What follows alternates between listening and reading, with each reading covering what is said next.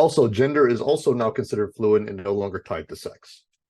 So the predominant view within science and academia in the liberal West is that gender and sex are no longer the same thing. So male and female are distinct from woman and man, in the sense that woman and man are considered to be social constructs. And what does that mean?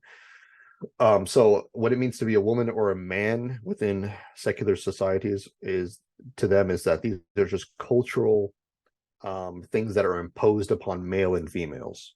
Okay, so if you are born a male, there are certain cultural expectations that are for you. Therefore, that is what makes you a man.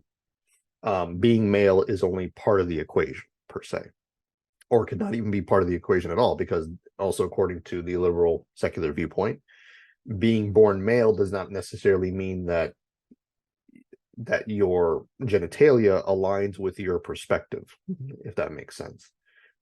So they would say that essentially it's almost irrelevant what genitalia you're born with, but and that is in terms of how you act in society, or in terms of how you identify, or in terms of how you see yourself, because those are also culturally imposed. Now, there have been many debates on this in the last couple of decades, especially between the scientists as well, even though this is considered the mainstream view, and it still is an ongoing debate within the scientific community.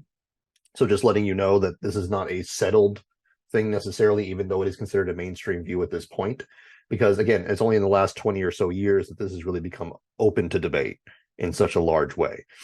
And it also calls into question this view on gender fluidity. It calls into question a number of things. So, for example, if you're an individual who claims to be of a different gender than your sex, like if you're a male who thinks that they're a woman, and then you want to identify as a woman, what does it mean to be a woman? Because if it is fluid, if it is culturally imposed, then womanness is subjective.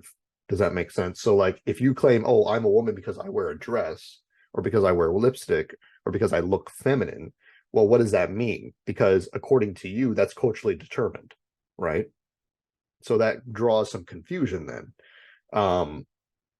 right? Because if it's fluid, then you can't really determine yourself to be a woman per se, because then it's relative. Okay, I hope you understand what that means.